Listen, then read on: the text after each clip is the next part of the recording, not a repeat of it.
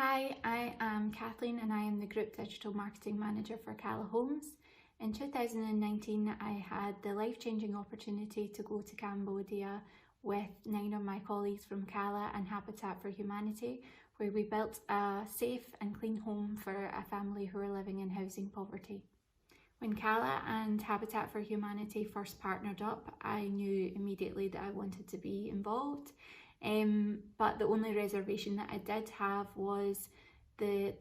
challenge of the physical aspect of building a house in Cambodia, and especially in that heat. And I worried that other women within the business would be worried about this as well and wouldn't put themselves forward as a result. But in fact, that fear was completely unfounded, and there was just as many women who put themselves forward as men, and just as many women who ended up forming the final team as well.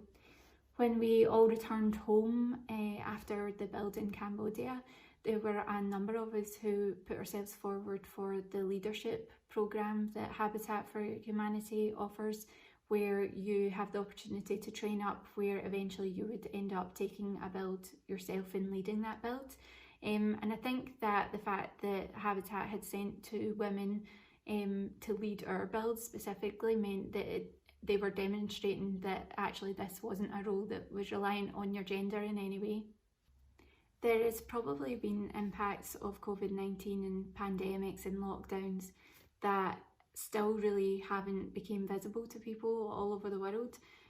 So in the UK, for example, women already did the vast majority of unpaid labour, but as a consequence of lockdowns and homeschooling and whatnot, women have been much more likely to give up their career in order to focus on